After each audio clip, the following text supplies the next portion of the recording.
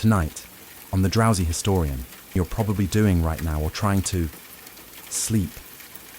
But not just any sleep. We're going medieval. So, before you get comfortable, take a moment to like the video and subscribe, but only if you genuinely enjoy what I do here, and let me know in the comments where you're tuning in from and what time it is for you. It's always fascinating to see who's joining us from around the world.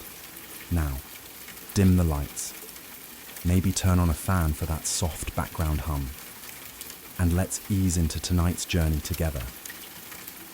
Before electricity, TikTok, and sleep hygiene influences, medieval people approached nighttime with a schedule that would baffle the modern melatonin enthusiast. It was called segmented sleep, a natural two-part sleep cycle, split neatly in half like a stale medieval biscuit. The routine was simple. After sundown, most people turned in early, drifting off into what was known as first sleep.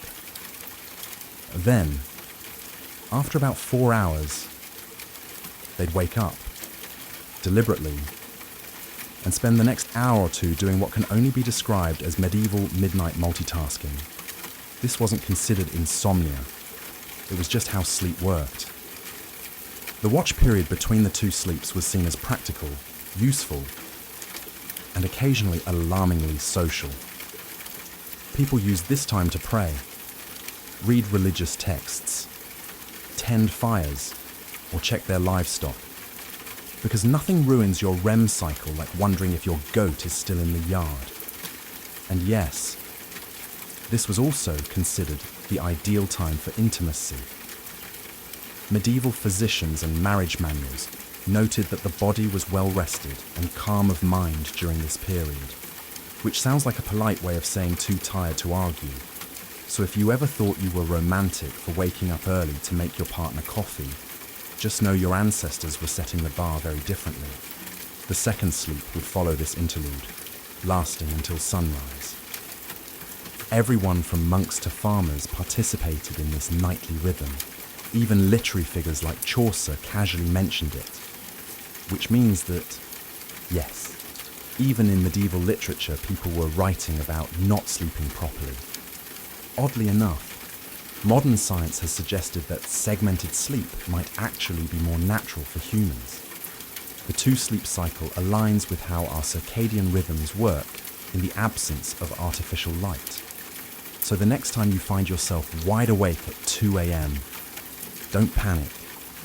Just whisper, "Ah yes, the watch has begun," and go tend a symbolic fireplace. It wasn't until the industrial era, with factories, gas lamps, and the growing fear of unproductivity, that humans began to enforce the idea of 8 uninterrupted hours, as though sleep were a time sport. In the medieval world, waking up in the middle of the night wasn't failure. It was the schedule, and everyone was on it, whether they liked it or not. Let's talk about beds, or rather, the medieval approximation of them. In today's world, we obsess over thread counts, memory foam, cooling gels, and whether a mattress is cloud-like. In medieval Europe, a bed was often just a pile of stuff that used to be alive, now flattened under the weight of poor sleep and unspoken regrets. The typical peasant bed consisted of a straw mattress, known as a pallet. This was literally straw or hay stuffed into a sack of rough fabric, if they had the luxury of a sack. If not, it was just straw, on the floor, possibly damp, possibly already claimed by a cat. These pallets were not comfortable, but they were better than nothing, which was the alternative. Straw was cheap, plentiful, and good at insulating against the cold. It was also great at harboring insects, lice, and the occasional field mouse, which made sleeping an exercise in cautious stillness. If it itched, you ignored it. If it bit, you just shifted slightly and hoped for the best. If a family had a bit more money, or at least a functional back. They might elevate the straw mattress onto a wooden frame. This didn't change the sleep experience dramatically, but it did reduce the chances of waking up with beetles in your ear. Slightly. Linens were a rare treat. Most people slept in the clothes they wore all day. Pajamas weren't really a thing, and neither was personal space. Whole families, children, parents, maybe a grandparent, all slept together in the same space, sometimes on the same straw pile. If you got too warm, you could always roll into your cousin's elbow. Nobles, of course, had proper beds, large wooden frames, feather mattresses, embroidered sheets, and canopies to keep out the drafts and, hopefully, the lice. These beds were so valuable. They were passed down in wills. You didn't inherit land. You inherited Aunt Matilda's suspiciously lumpy feather bed. Still, for most medieval folks, a bed wasn't a place of comfort. It was a place to not freeze, to avoid the chickens, and maybe, just maybe, to dream of being rich enough to one day sleep on something that didn't squawk or rustle. When we hear nightcap today, we think of a cozy little drink, maybe something with whiskey, a warm fire, and a questionable decision. But in the Middle Ages, a nightcap wasn't a beverage. It was a hat, a real, tangible, often ridiculous-looking piece of fabric, designed to keep your head from freezing off while you slept. You see, insulation wasn't exactly the strong point of medieval architecture. Stone walls, drafty thatched roofs, and windows made of thin animal horn or oiled parchment didn't do much against the cold. And central heating, that was called a dog, so to keep their heads warm at night, especially since body heat escapes fastest through the scalp. Medieval people adopted the humble nightcap. These hats came in all shapes and sizes, but the most iconic version was long and pointed, like something you'd expect on a wizard who moonlights as a chimney sweep. They were usually made from wool, linen, or whatever scrap of warmth could be spared without angering the family goat. For men, it was a practical accessory. For women, it sometimes doubled as a coif or head wrap, which also served the dual purpose of maintaining modesty and covering hair that hadn't seen soap since last Lent. But beyond warmth, nightcaps had social weight too.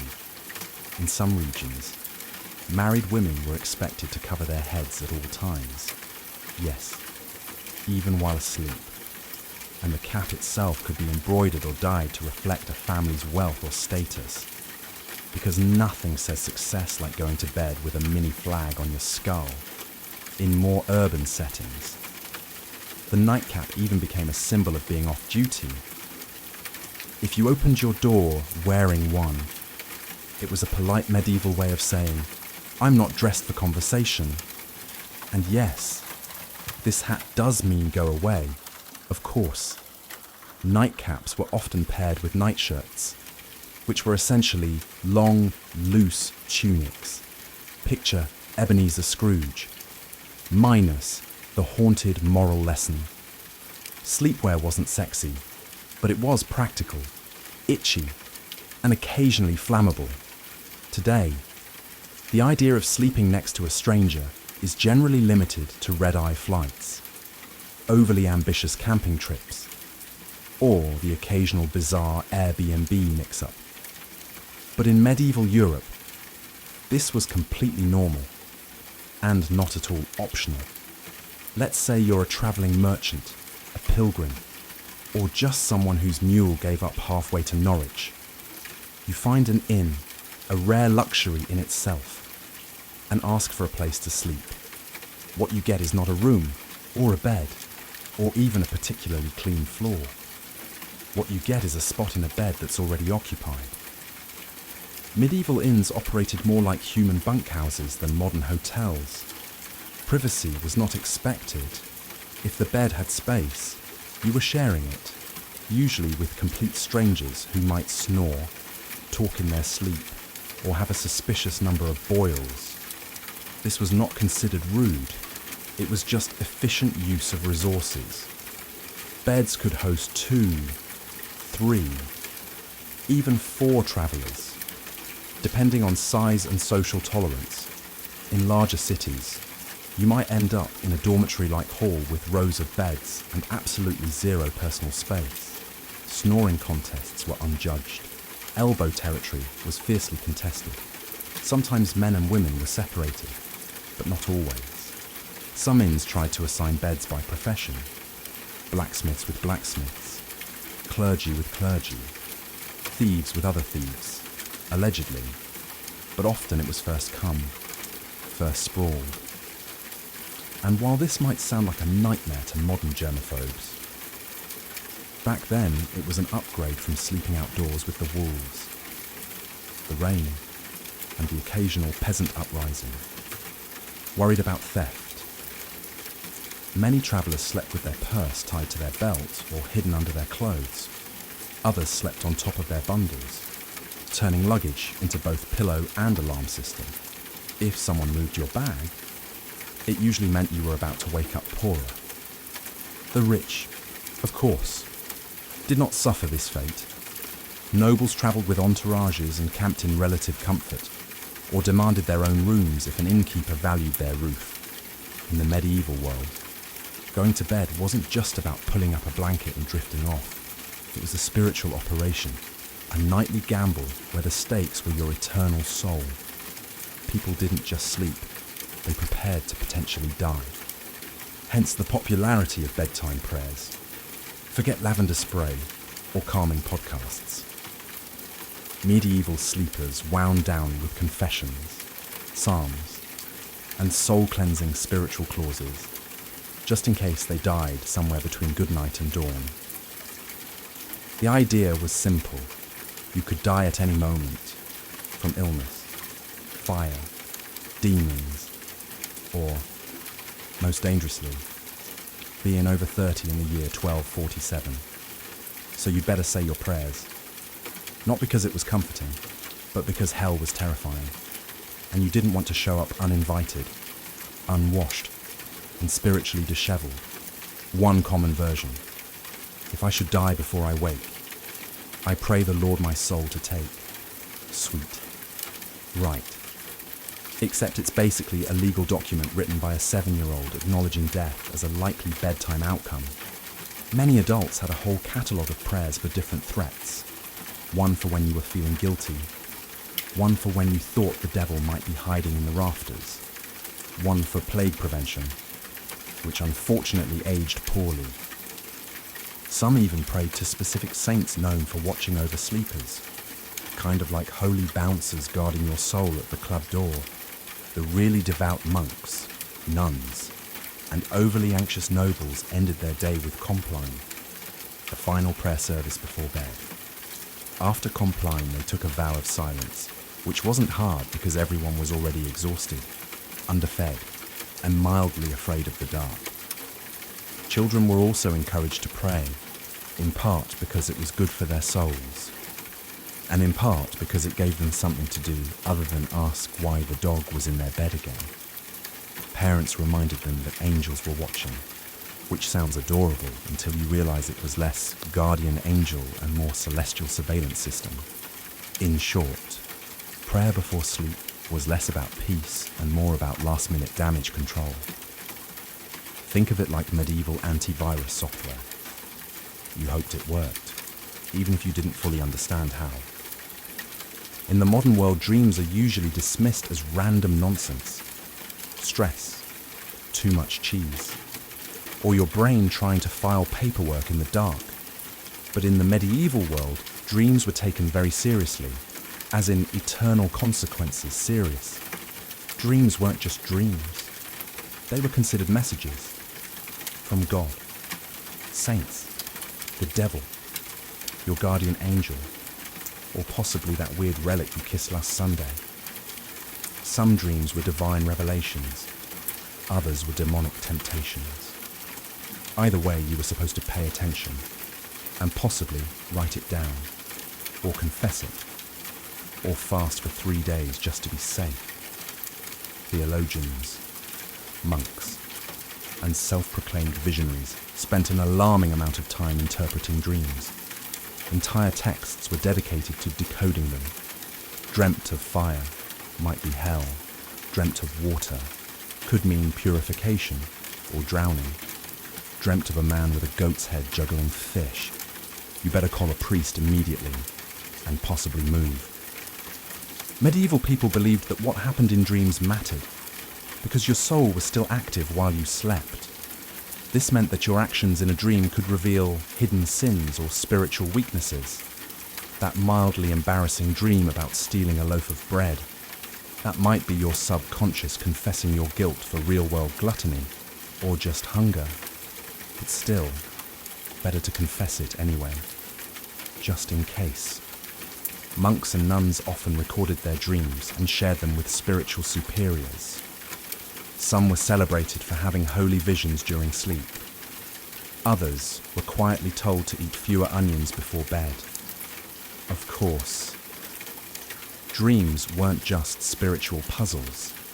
They also made excellent plot devices. Medieval literature is full of dream sequences where knights encounter angels, demons, or metaphorical creatures spouting poetry about virtue.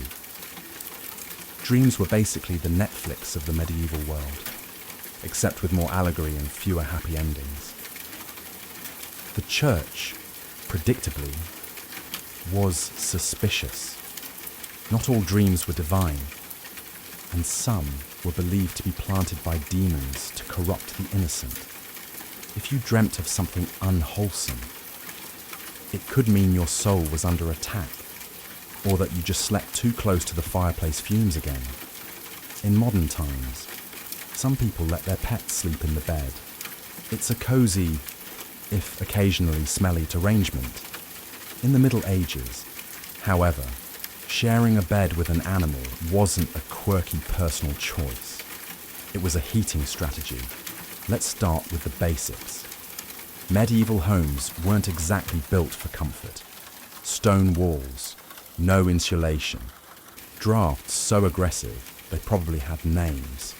Central heating, that was called the family pig. In peasant homes, it wasn't unusual for humans and livestock to sleep in the same room, sometimes the same bed, and very often the same pile of straw. Chickens wandered freely, dogs curled up at your feet, pigs snorted softly beside the hearth. And if you were lucky, none of them bit you during the night. This wasn't about affection, though medieval people certainly appreciated their animals. It was about survival. Animals generated body heat. They were warm, dependable, and unlike some relatives, didn't hog the blanket.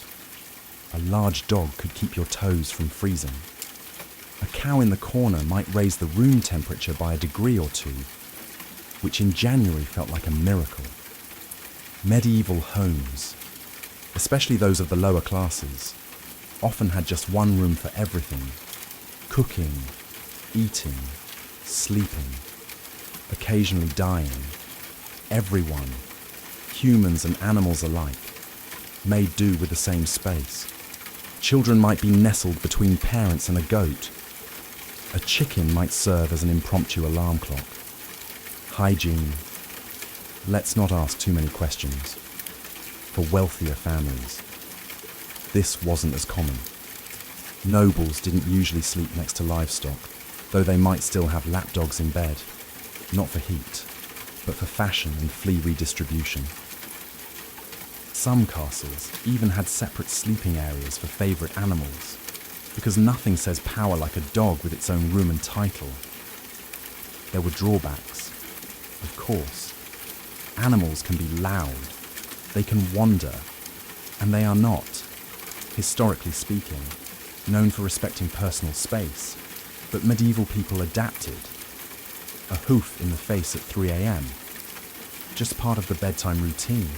If you've ever had to share a room at a youth hostel and thought, this is a bit much, allow us to introduce the medieval monastic dormitory, a place where comfort went to die quietly under a vow of silence. Monasteries didn't believe in personal space, or softness, or fun. Really, the typical dormitory housed dozens of monks, all sleeping in a single large room, usually arranged in neat rows like morally upright sardines. Beds, if you could call them that, were often wooden planks, sometimes with a straw mattress if the abbot was feeling generous, or it was a feast day. You slept fully clothed, not out of modesty, but because getting dressed in the dark at 2 a.m. for prayers was more painful than just going to bed already prepared. The monastic uniform, including robe, belt, and sandals, doubled as spiritual armor and poor insulation. If you got cold, you layered up. If you got hot, well, no, you didn't. There were no pillows, no privacy curtains, and absolutely no talking. Silence was enforced, not suggested, under the rule of St. Benedict. If you rolled over and groaned too loudly, you might find yourself on chamber pot duty for a week. Snoring, however, was a grey area. You couldn't control it, but if it became disruptive, the Lord might still hold you accountable, or at least your cellmates would. Lighting was minimal. One candle. Maybe you didn't need to see. You just needed to lie still and not sing. That was the goal. Despite the austerity, monks believed their Spartan beds were training for the afterlife. Preparation for the soul's journey by denying the flesh any excess. Sleep was not a pleasure. It was a necessity, monitored and scheduled like everything else. Some monks even slept sitting up, just to avoid any hint of luxury, or dreams, or circulation. Compared to this, peasant straw piles and snoring pigs almost seemed luxurious. At least the pig didn't judge you. Let's talk something that would horrify most modern sleepers. Waking up voluntarily at 2 a.m, and not for a bathroom break or a doom scroll, but for prayer. Loud, cold, candlelit prayer. In medieval monasteries, this was standard practice. Monks and nuns followed a rigid daily schedule based on the canonical hours, which included matins, the first service of the day, and by day, we mean the darkest part of the night, when even the owls were still deciding whether to wake up. The bell would toll, often rung by someone who drew the short straw, and the entire dormitory of robed, sleep-deprived souls would shuffle off to the chapel in silence. And yes, still in full clothing, because monks didn't do pajamas. The only layering system they believed in was spiritual, inside the chapel, by flickering candlelight and under the echo of stone vaults. They would chant psalms, recite scriptures, and try their best not to fall asleep on their feet, which, incidentally, was a real issue. There are records of monks being punished for dozing mid-prayer, usually with extra chores or more prayers. You fell asleep in matins. Congratulations, you now get to lead the next one. Matins could last an hour or more. Some particularly enthusiastic orders stretched it to 2. Imagine trying to stay spiritually engaged while your stomach reminds you that dinner was a bowl of lentils and a moral lesson, and your body is actively shutting down. After the service, monks would either return to bed for their second sleep, or, in stricter orders, move straight into study or manual labour, because nothing says holy discipline like threshing wheat on 4 hours of fragmented rest. Why so early? The idea was to sacrifice comfort and dedicate the first and quietest part of the night to God, uninterrupted by the temptations of daylight, warmth, or REM cycles. It was a powerful symbol of devotion. Or at least it was once you got over the numb feet, the candle smoke, and Brother Ambrose's off-key chanting. In the modern world, sleeping alone is often framed as a luxury, a sign of independence, peace, or just an ability to control the blanket. In the medieval world, though, sleeping alone was considered suspicious, impractical, or just downright unsafe. Let's start with the basics. Warmth. Beds, as we've established, weren't exactly toasty. Stone walls and open chimneys didn't do much to trap heat, and central heating was still several plagues away. So people shared beds for body heat, not out of intimacy, but out of basic thermal desperation. Children slept with siblings, parents, and sometimes the neighbour's kid if they were visiting. It was like a sleepover, but nobody asked if you wanted to be there. But beyond warmth, there was a spiritual reason for sleeping in groups. Many people believed the night was when the devil worked overtime, alone in the dark. Your soul might be vulnerable to temptation, or worse, possession. Having others nearby created a kind of moral buffer zone. If something went wrong, at least someone would witness it, or catch the demon first. For children, being alone at night was practically unthinkable. Not just for comfort, but because ghosts, fairies, and wandering spirits were all part of the nightly landscape. Tales warned against solitary sleep as a gateway to mischief and spiritual peril. And unlike today's bedtime stories, these tales didn't end in hugs. They ended in disappearances. Even married couples often shared their beds with children, servants, or random guests.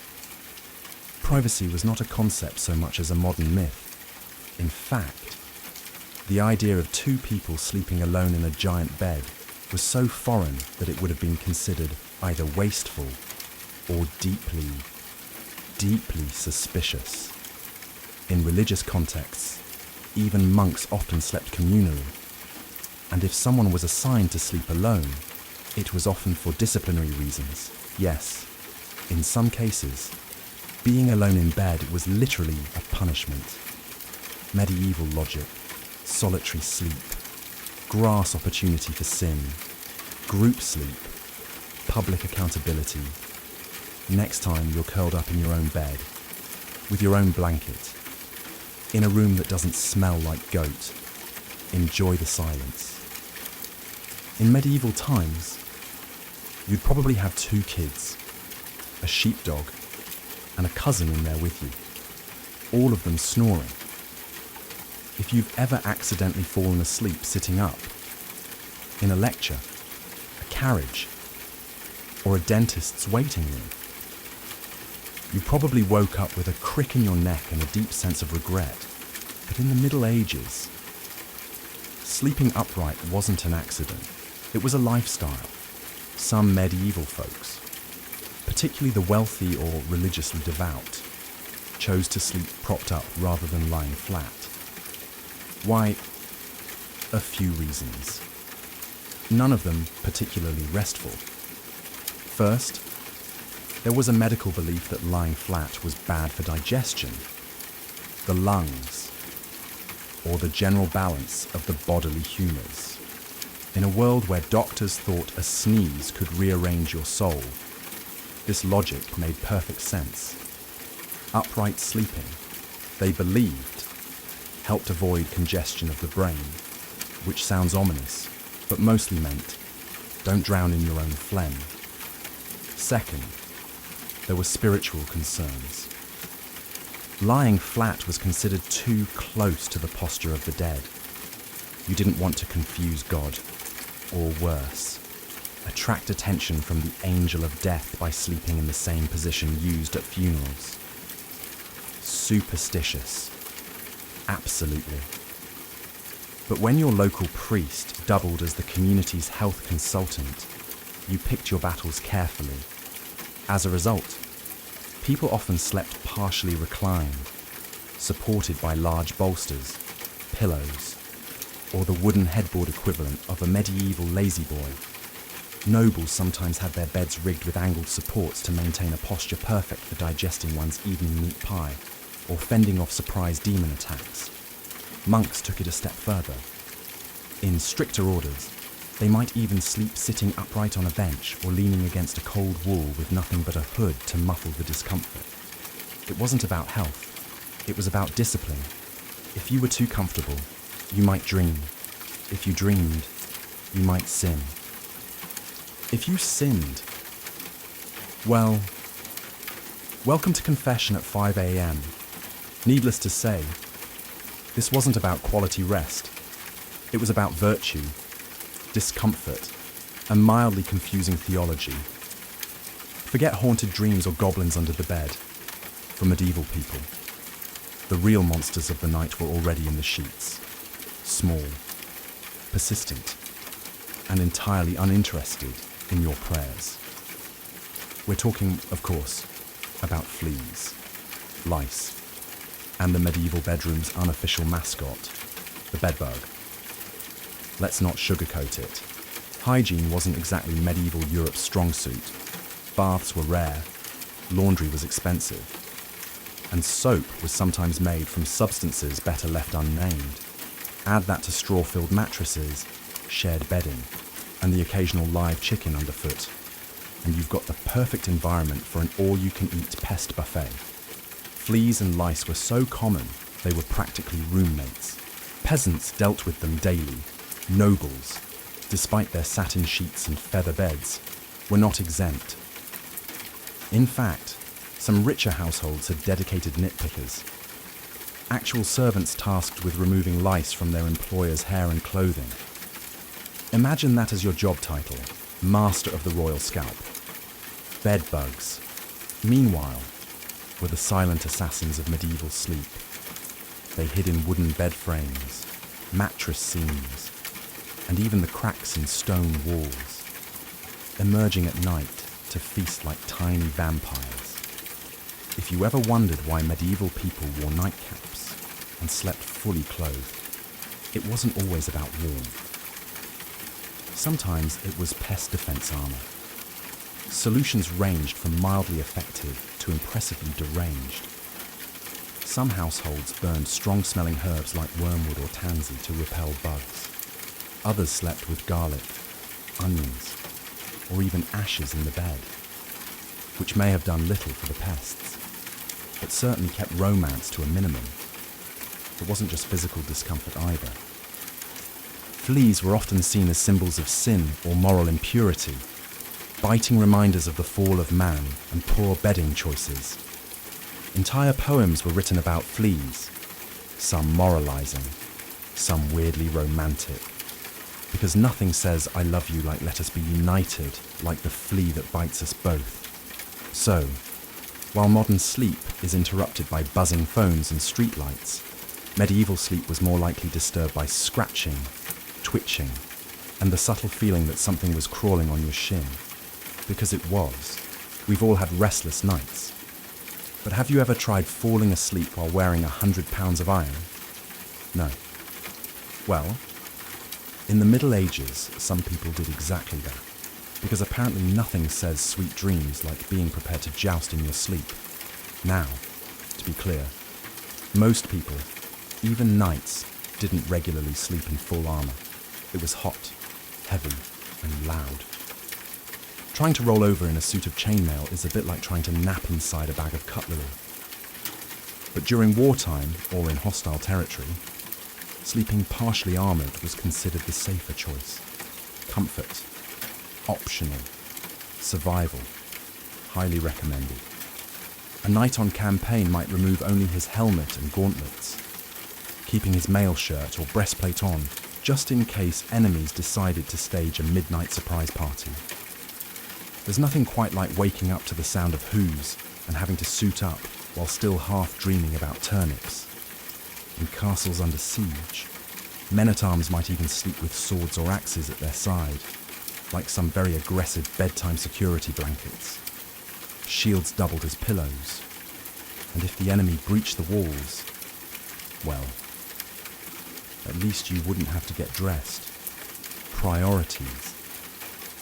Of course. Sleeping in armor wasn't exactly restorative. Iron isn't breathable, and chainmail has a bad habit of pinching skin. Add cold stone floors, minimal bedding, and the ambient sounds of snoring comrades and crackling torches, and you've got a sleep environment that ranks somewhere below airport terminal on the comfort scale. Even those not in battle sometimes wore light protective gear while sleeping in dangerous regions. Travelling merchants or guards on watch duty might nap in gambesons, thick quilted jackets that offered a bit of protection and slightly more padding than the moral support of prayer alone. And lest we forget, armour wasn't exactly subtle. If you rolled over the wrong way, you might clank so loudly that everyone else woke up and assumed the apocalypse had arrived. Again, in a time when nightly demons, lice infestations, and pigs in your bed weren't considered unusual. You might think that sleepwalking was just one more medieval inconvenience.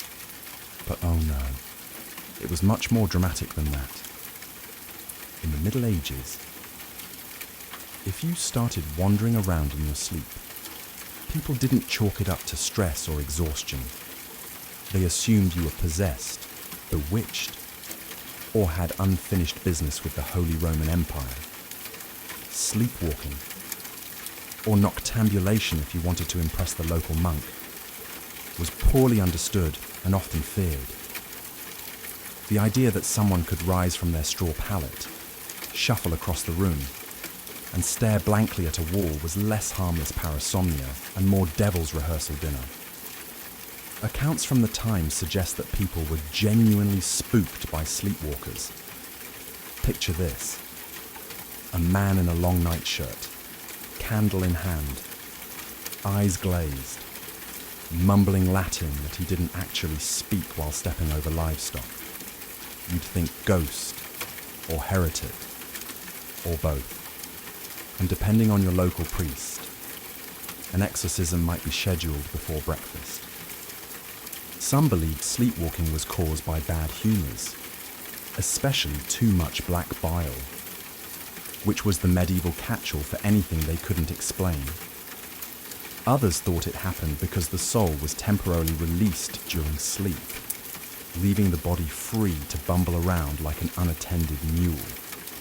To prevent these nightly adventures, people tried everything from herbal remedies to praying over their beds, hanging iron charms, or, in more rural areas, just tying the person's leg to a chair. If that sounds extreme, consider that some medieval homes had open hearths, knives everywhere, and chamber pots just waiting to be tragically overturned. In one curious twist, there were rumours of people climbing onto rooftops in their sleep. Whether or not these accounts were exaggerated, the fear of leaping dreamers led to barred windows and occasional theological debates about whether a person could sin while unconscious. Thankfully, most sleepwalkers just paced, muttered, or attempted to open imaginary doors. But if someone sleepwalked into a church, locals might treat it as a divine sign, or call for a cleansing ritual, just to cover all spiritual bases. If medieval life taught people anything, it was how to sleep through chaos. Church bells, thunderstorms, screaming livestock, the occasional siege for the sleep-deprived denizens of the Middle Ages.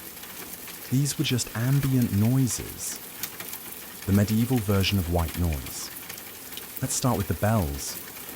Church bells marked every sacred moment of the day: sunrise, prayer times, meals, and of course the ungodly hour of matins at 2 or 3 a.m.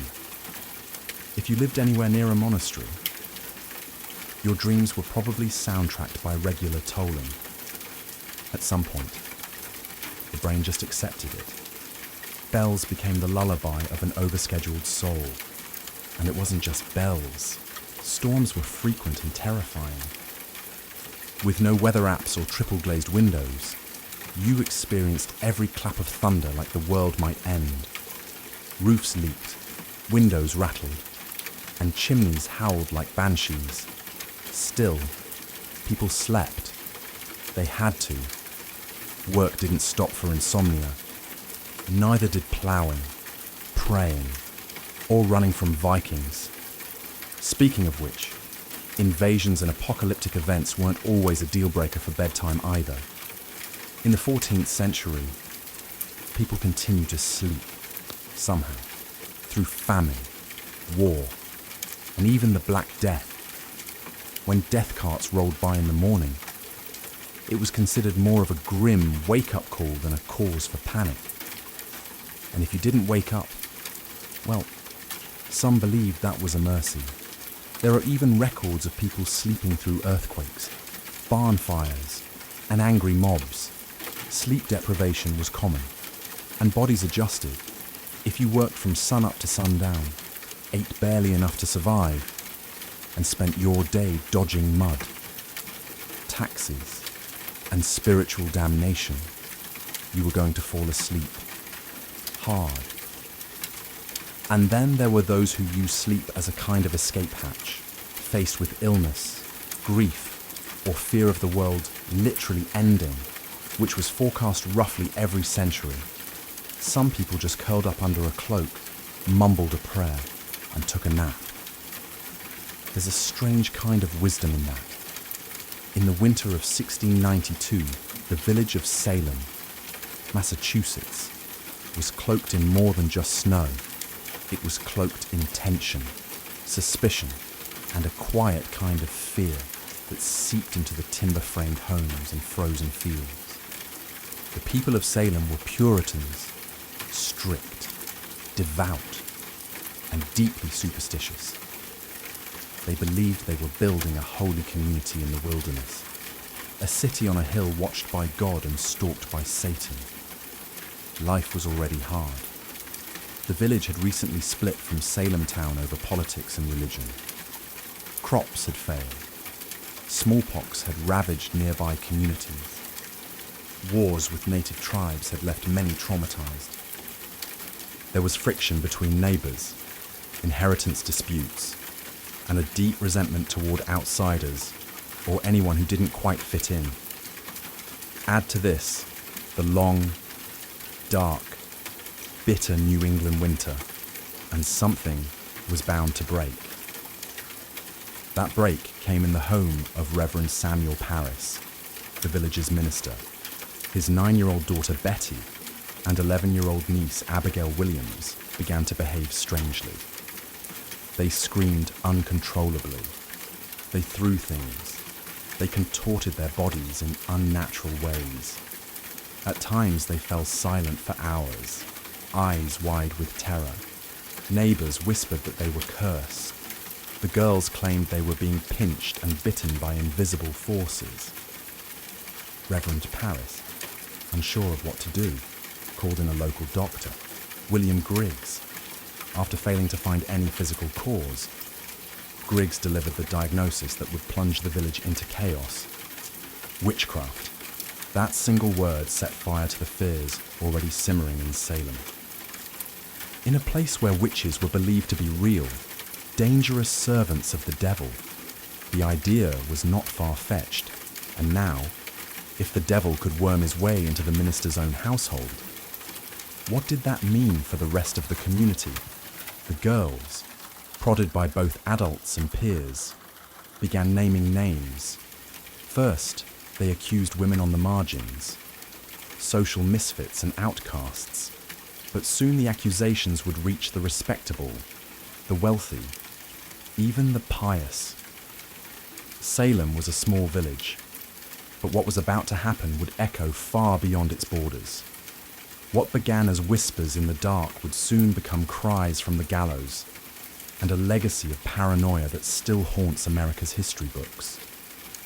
Once the idea of witchcraft took root in Salem, it spread like ivy, quiet at first, then strangling everything it touched. The afflicted girls, Betty Parris, Abigail Williams, and soon others like Ann Putnam Jr. and Mercy Lewis seemed to grow bolder with each passing day.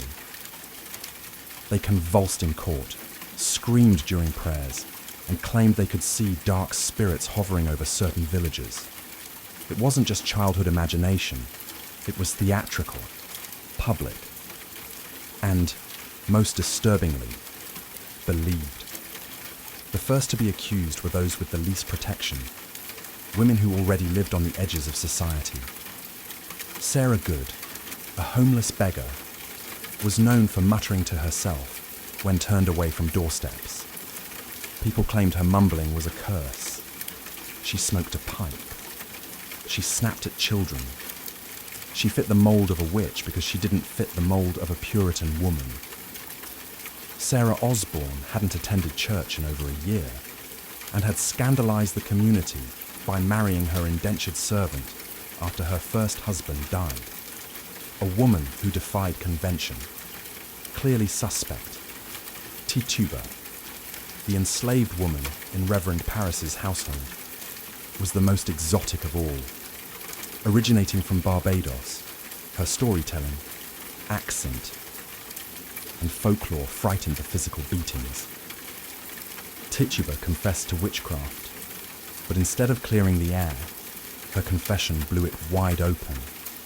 She told a story of a tall man in black, a figure associated with the devil, who asked her to sign a book.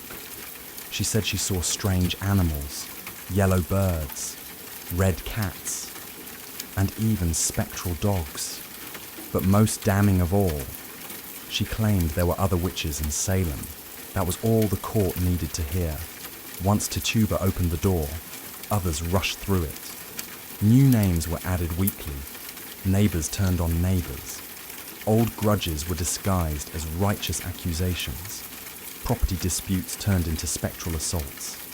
If someone's cow died suddenly, it must have been witchcraft. If a baby cried during a prayer, surely that was the devil's doing. The fear became so infectious that not even the innocent dared to speak out. To defend an accused witch was to invite suspicion upon yourself. Silence was safety. And so, the web of accusations widened, trapping the village in its sticky, unseen threads. Logic was fading. Hysteria was now in control. As accusations mounted and the village reached a fever pitch, the colonial government stepped in. Governor William Phipps, recently appointed and eager to maintain order, established a special court to deal with the chaos. It was called the Court of Oyer and Terminer, from the French meaning to hear and determine. But what it really became was a factory for fear-driven justice. The court convened in Salem town in June of 1692, and it was no ordinary tribunal. Its rules were warped by panic. Instead of requiring hard evidence or reliable witnesses, it allowed something far more dangerous: spectral evidence. Spectral evidence was testimony that a spirit or spectre of the accused had afflicted the victim. In other words, if a person claimed to have seen your ghost-like form in a dream choking them, that was admissible in court. Never mind that the accused could be asleep at church or miles away. It was their spirit doing the devil's work. You couldn't cross-examine a dream, and worse, you couldn't disprove it. Children were now treated as star witnesses. Their seizures, screams and gasps in court became more theatrical by the day. One girl, Mary Walcott, would fall into fits the moment a suspected witch entered the room. If a prisoner looked at her, she shrieked.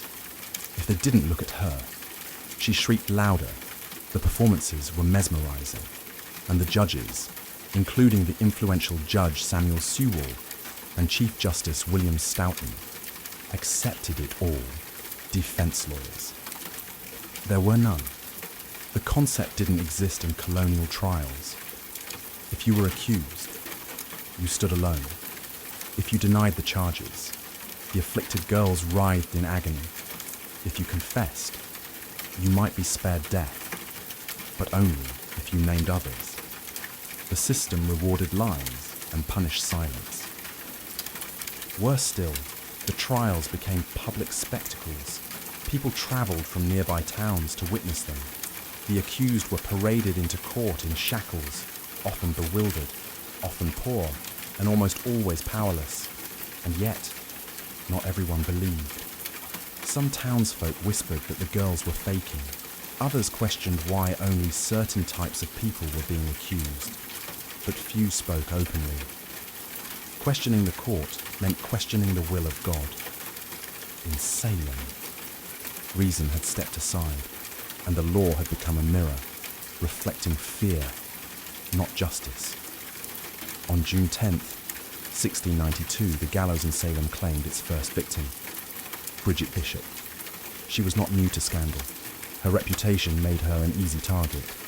She wore bright red clothing, ran a tavern, and had been accused of witchcraft years earlier. During her trial, neighbours testified that her spirit pinched them in the night, that their babies died after she passed by, and that she kept enchanted dolls. She denied everything. Still, the court found her guilty. She was led to Gallows Hill, a barren, wind-swept patch of earth just outside Salem. No prayer, no mercy. The rope was pulled. The crowd watched. And with that single execution, the machinery of death began to churn. The hangings that followed came quickly. On July 19th, 5 more women were executed. Sarah Good, Susanna Martin, Rebecca Nurse, Elizabeth Howe, and Sarah Wilds. Some had good standing in the church. Rebecca Nurse, in particular, was a shocking case. An elderly, pious woman beloved in the community. Even the jury initially found her not guilty. But under pressure from the court and the afflicted girls, the verdict was reversed. Nurse's final words were whispered through the air like a warning. I am as innocent as the child unborn. But it didn't matter. The noose did not discriminate.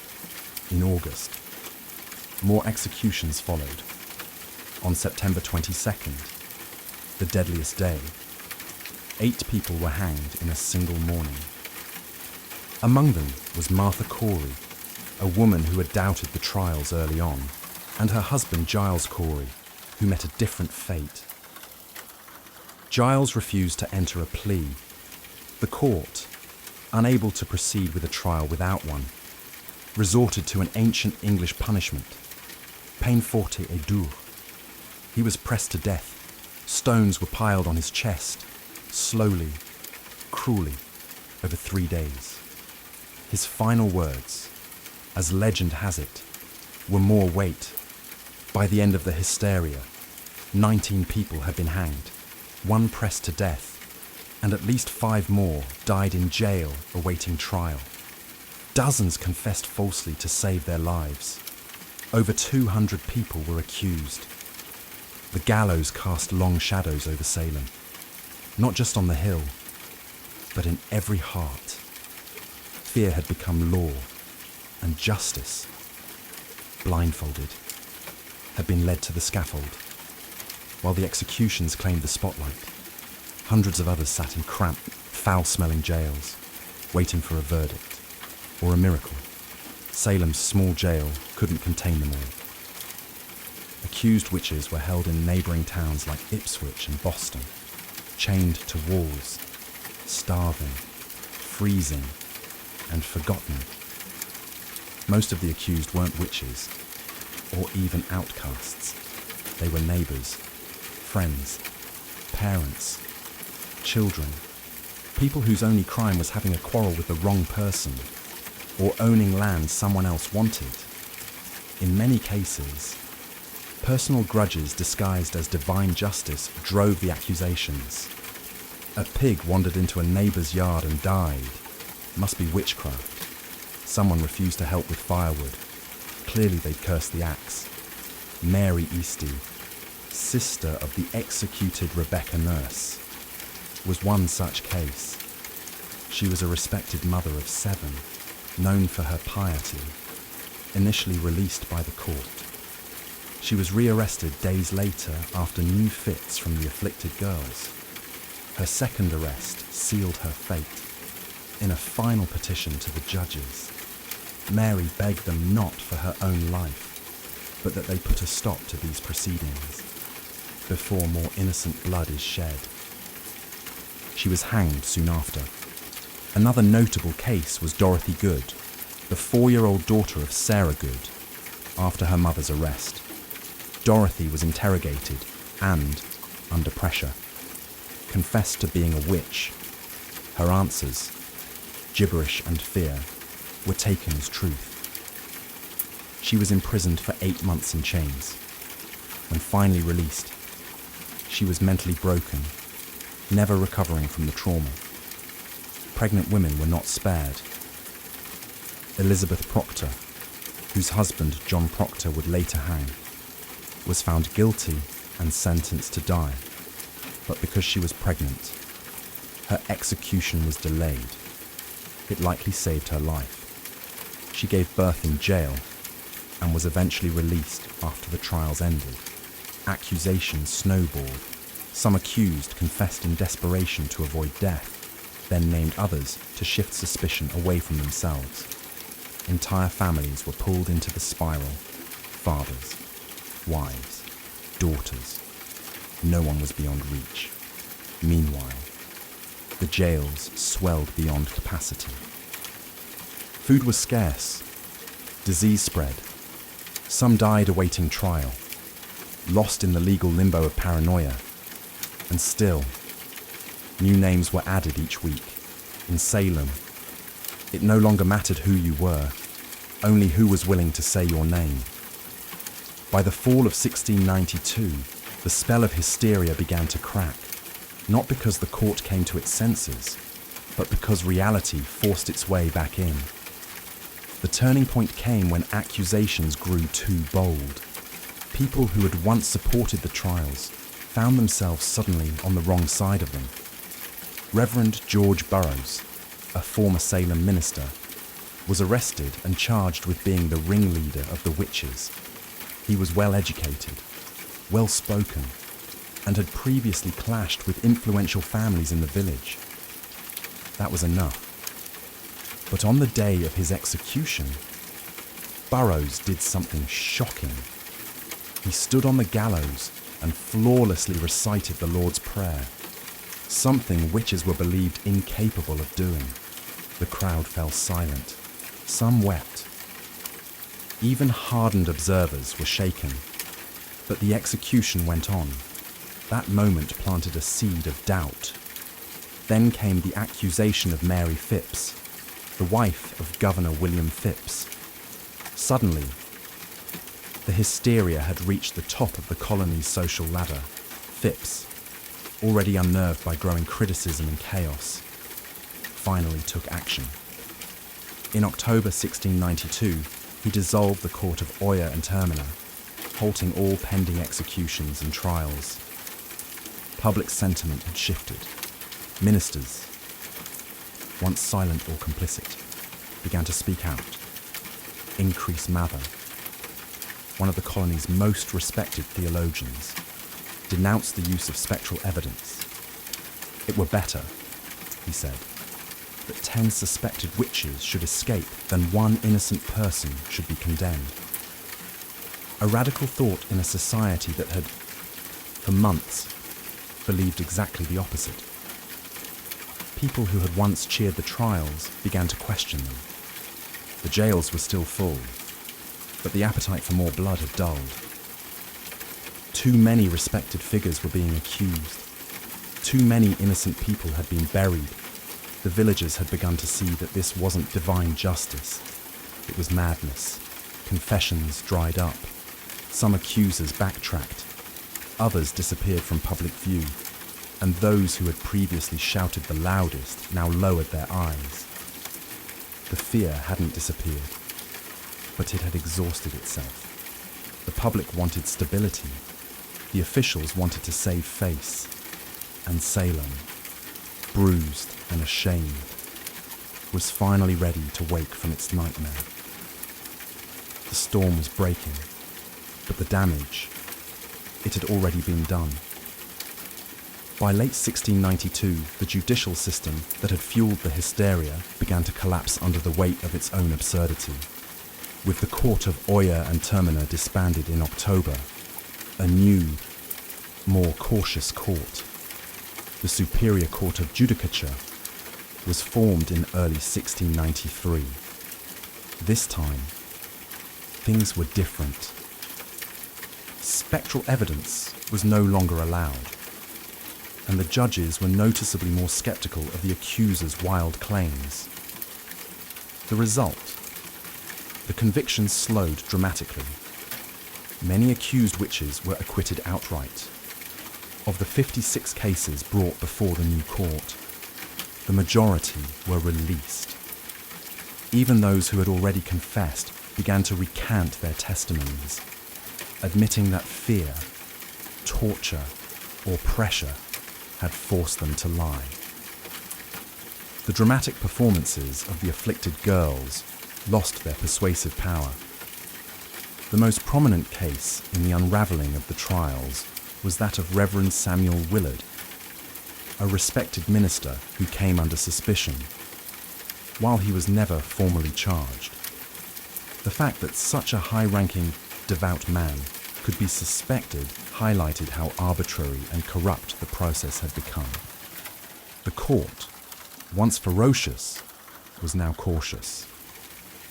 They began quietly releasing those still in jail. First those with little evidence against them, and eventually even those who had confessed to witchcraft under duress. Meanwhile, families of the executed began to demand justice. John Proctor's children petitioned for the return of his property. Rebecca Nurse's family launched a campaign to clear her name. In time, community shame replaced community fear. Church congregations fractured. Friendships were severed. The very fabric of Salem's social order had been shredded.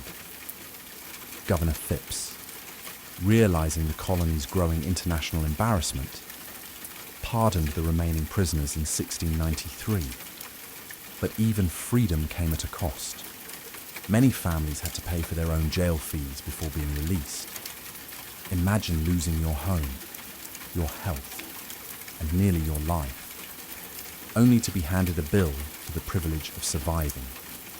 By the end of the ordeal, 19 people had been hanged, 1 pressed to death, 5 died in jail, and over 200 had been accused. The court didn't just collapse, it imploded, leaving behind a crater of guilt, grief, and disbelief. The trials had ended, but the healing had not even begun. Salem was a village forever altered by the people it had lost, the justice it had abandoned, and the mirror it was now forced to look into. The gallows were silent, the jails had emptied, but Salem was far from peaceful. The town wasn't haunted by ghosts, but by guilt. What had started with a handful of sick girls had exploded into a communal act of destruction. Families had been torn apart, reputations ruined, and innocent lives ended. And now the survivors had to live in the wreckage. Neighbours could no longer look each other in the eye. The same people who once prayed together had testified against one another. Some of the afflicted girls quietly left town. Others faded from the public eye. A few, like Ann Putnam Jr., would later express remorse. In 1706, she stood before her congregation and publicly apologized for her role in the trials, blaming delusion by Satan. But for many, the damage was beyond words. The court officials, too, carried their burden. Judge Samuel Sowell, one of the most prominent figures in the trials, was one of the few to admit wrongdoing. in a remarkable act of public penance. He stood during a church service in 1697 while a minister read out his confession and prayer for forgiveness. It was a rare moment of accountability in a time when most tried to forget. But forgetting wasn't easy. The families of the condemned began demanding compensation. Over the years, petitions flooded the Massachusetts government, asking for official pardons, for returned property, for public acknowledgement that the executed were innocent. Slowly, the government responded. In 1711, the colony passed a bill restoring the rights and good names of some of the victims, and offered limited financial restitution to their heirs. But even that wasn't comprehensive. Some families, like the Coreys and the Proctors, were left out entirely. Whispers of witchcraft never quite left New England, but in Salem, the shame became part of the town's identity. The village eventually changed its name to Danvers, perhaps to distance itself from its infamous past. Gallows Hill was never officially marked, as if the town hoped to bury not just the dead, but the memory of what had happened. But the memory persisted, in sermons, in stories, in the silence between former friends. Salem had not been cursed by witches. It had been cursed by fear, by pride, and by unchecked power. And that curse would linger long after the executions stopped. The Salem witch trials ended more than 3 centuries ago, but their legacy continues to echo, not just in textbooks and historical tours, but in how we understand justice, fear, and the fragility of truth. What happened in 1692 wasn't simply a strange episode of mass hysteria. It was a breakdown of logic, compassion, and legal integrity in the face of panic. Ordinary people, farmers, midwives, ministers became executioners simply by believing too easily and questioning too little. The courts, meant to protect the innocent, became tools of oppression. Religion was weaponized, testimony became theatre, and silence became guilt. One of the most chilling aspects of Salem's tragedy is how quickly it unfolded. In a matter of months, fear overcame fact. Old grudges disguised as spiritual warfare became death sentences. It didn't take demons or devils. It only took belief in them. But the trials also taught hard-earned lessons that would ripple through American society. In the years and centuries that followed, the Salem episode would be cited repeatedly in debates about due process and civil liberties. The U.S. Constitution, written nearly a century later, would explicitly prohibit things like ex post facto laws and bills of attainder, measures that had, in effect, doomed the accused in Salem. The guarantee of a right to legal counsel, the right to face your accusers, and the requirement for concrete evidence were hard-won principles forged, in part, from the ashes of Gallows Hill. In modern times, the phrase witch hunt has become shorthand for political persecution or moral panic, though it's often used with little regard for the real terror those words represent. In truth, Salem was not a metaphor. It was a town where people were hanged for imaginary crimes, betrayed by the very systems designed to protect them. Perhaps the most lasting lesson is this: fear, unchecked, can become its own form of tyranny. And when fear is legitimized by power, by courts, by churches, by governments, it becomes almost unstoppable. The Salem witch trials are a cautionary tale, not just of one village's descent into madness, but of how easily reason can fall when fear is given authority. The gallows may be gone, the courtroom's quiet, but the warning still stands. Truth is fragile, Justice is not automatic, and history has a habit of repeating itself, unless we remember. Fulvia was born around 83 BCE into the elite yet slightly eccentric Fulvi family, an old plebeian house that had long since clawed its way into the upper echelons of Roman politics. Though not one of the oldest patrician clans, the Fulvi had produced consuls, generals, and orators. Their bloodline carried both ambition and a taste for disruption. Fulvia's father, Marcus Fulvius Bambalio, was known more for his bumbling speech than his political legacy. His nickname, Bambalio, literally referred to his stammer. But Fulvia, she was no stammerer. She was born to command. From a young age, Fulvia would have been surrounded by the sharp-edged world of Roman power. Senators and generals debated policy in her home. Elections and treachery were daily news. She would have seen how politics wasn't just played in the forum, but in marriages, funerals, rumors, and backroom deals. Women in elite Roman households were expected to be quiet partners, refined, educated, and obedient. Fulvia would break all of those expectations. She was wealthy, highly educated, and connected. And she knew it. While her early life remains hazy in the historical record, her later actions suggest a young woman who was observant, politically literate, and utterly unafraid. This wasn't someone who faded into the background. She had a strong personality, a sharp political mind, and a will to act even in the male-dominated space of Roman governance. This was also a period of unprecedented instability. The Republic was unraveling. Civil wars, populist revolts, and power struggles between generals like Sulla, Pompey, and Caesar were turning Rome into a pressure cooker. The old rules were collapsing, and Fulvia came of age right in the middle of it. Rather than recoil from chaos, Fulvia would learn to use it.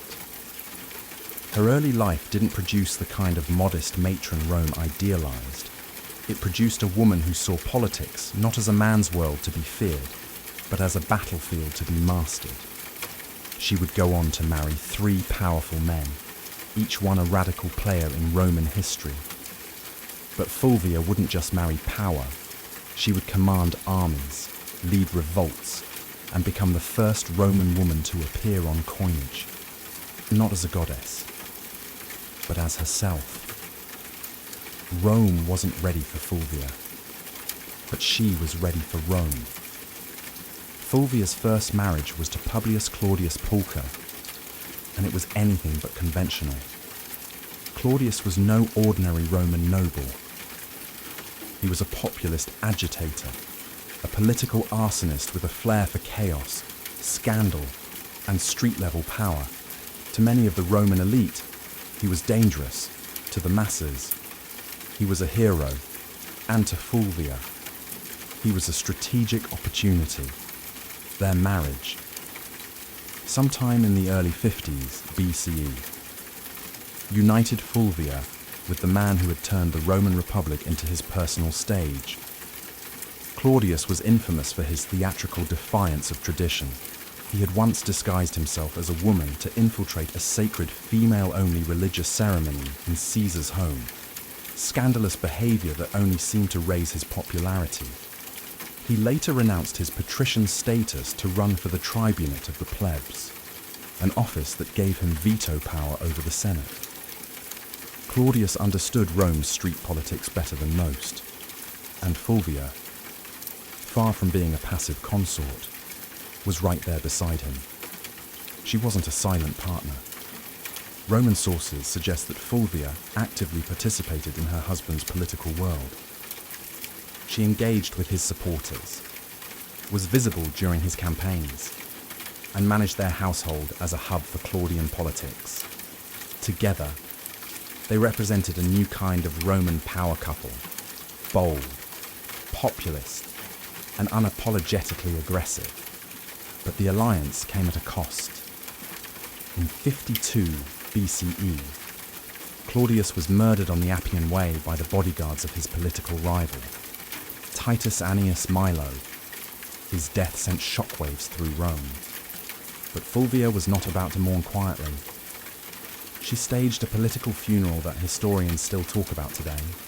She paraded Claudius's mutilated body through the Roman Forum, bloodied wounds exposed for maximum effect.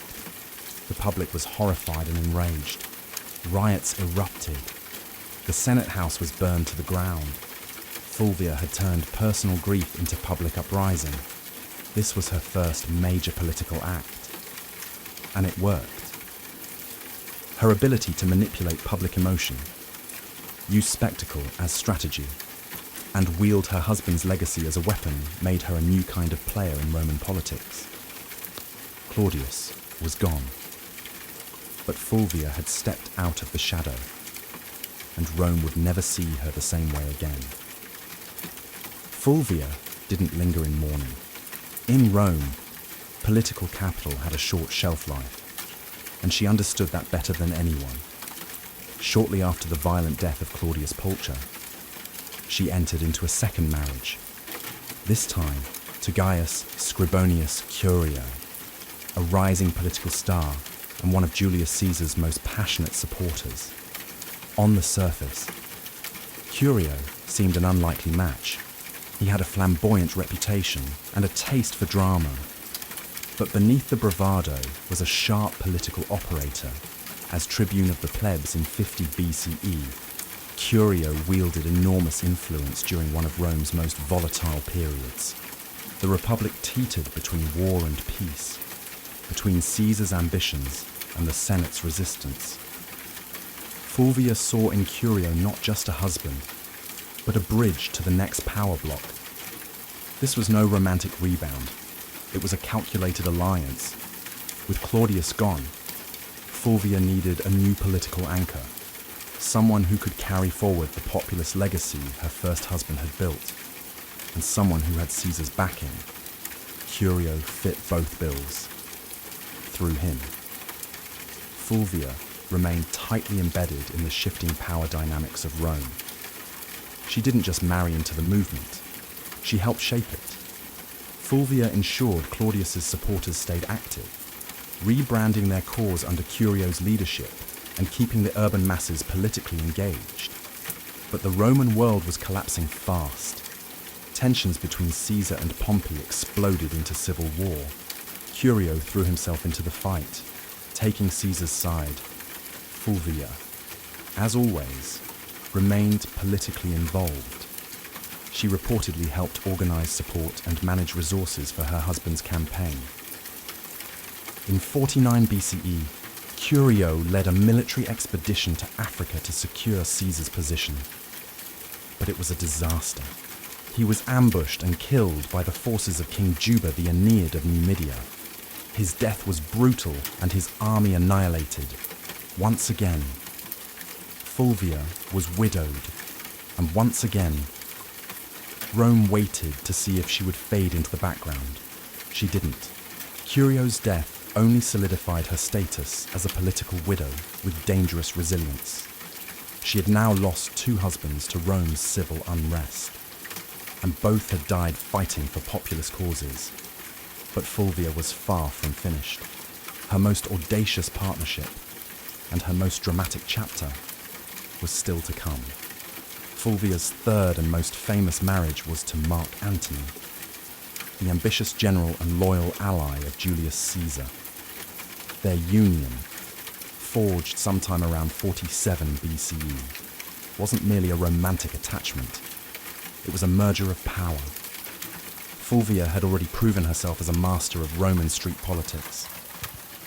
Antony, rising rapidly through the military and political ranks, needed that kind of savvy support in Rome.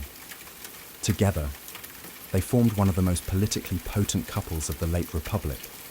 By the time of their marriage, Fulvia was no stranger to blood and betrayal. She had buried 2 husbands and outmaneuvered countless enemies. Antony was no stranger to scandal either. He drank, He gambled, and his personal life was notoriously chaotic. But with Fulvia, he had found someone who could do more than entertain him. She could defend his interests, hold his alliances together, and rally supporters when he was away on campaign. And Antony, despite his brash exterior, understood her value. He allowed Fulvia to exercise authority that no Roman woman had publicly wielded before. She opened his correspondence. She issued orders in his absence. She sat in on meetings and influenced appointments. Roman sources, mostly hostile, depicted her as overbearing and power-hungry. But what disturbed them most wasn't her ambition. It was that she acted like a Roman man in a world that had no language for such a woman. After Caesar's assassination in 44 BCE, the Republic was plunged into chaos once more.